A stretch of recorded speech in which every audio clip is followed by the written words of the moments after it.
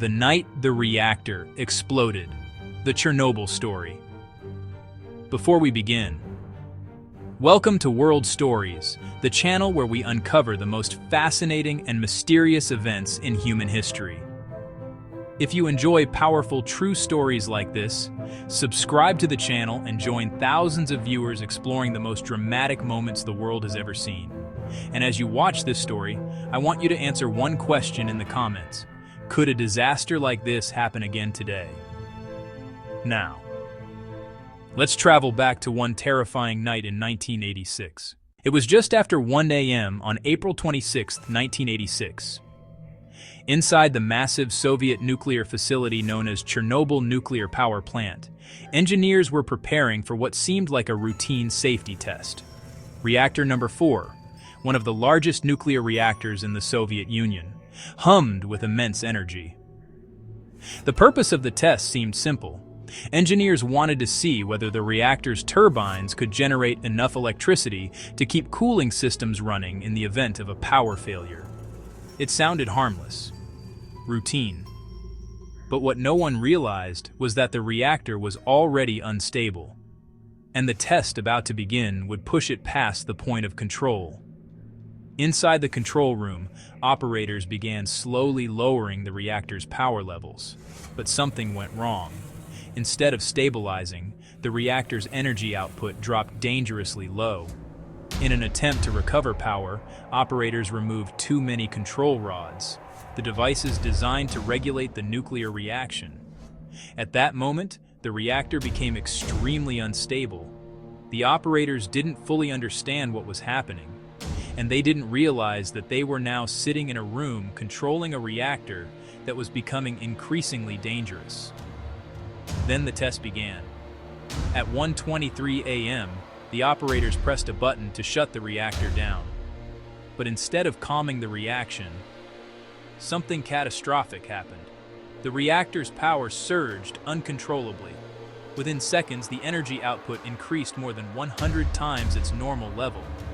Then, a massive explosion ripped through the reactor. Concrete and steel weighing hundreds of tons were blasted into the night sky. The roof of the reactor building was torn apart. Flames shot hundreds of feet into the air, and invisible clouds of radioactive particles began spreading across the atmosphere. The Chernobyl disaster had begun. Within minutes, firefighters arrived at the scene. They believed they were responding to a normal industrial fire. No one told them the truth. No one warned them that the flames were radioactive. The firefighters climbed onto the reactor building to battle the fire. Many of them began feeling strange symptoms almost immediately. Metallic tastes in their mouths, burning sensations on their skin, dizziness. But they continued fighting the flames, unaware they were being exposed to lethal radiation. Many of these men would become heroes, and many would not survive the weeks that followed. At first, the Soviet government tried to hide what had happened. Residents of the nearby city of Pripyat, home to nearly 50,000 people, were not immediately told about the explosion.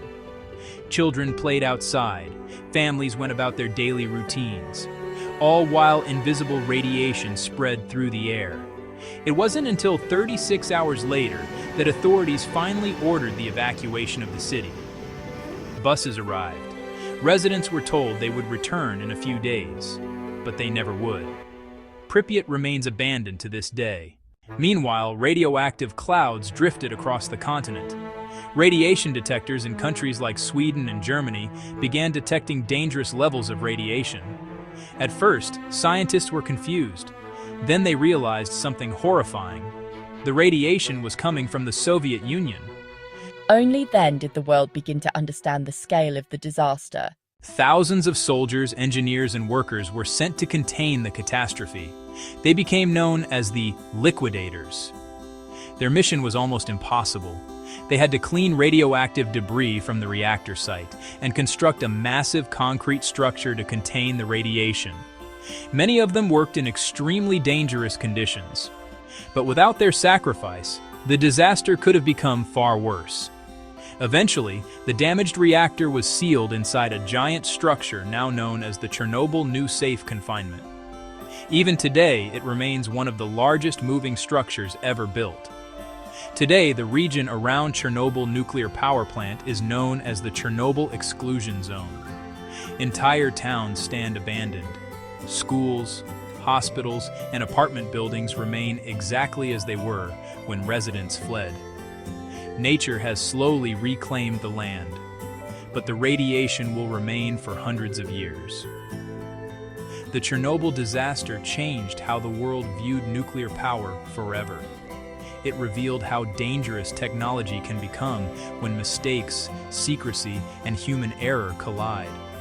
But it also revealed something else: the incredible courage of ordinary people who risked their lives to protect millions. And even today, one question continues to linger. Could something like this happen again? Let me know what you think in the comments. Do you believe nuclear power is too dangerous?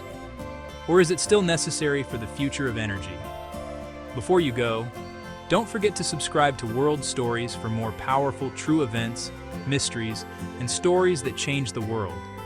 And if you enjoyed this video, share it with someone who loves history and real-world mysteries, because the next story might be even more unbelievable than this one.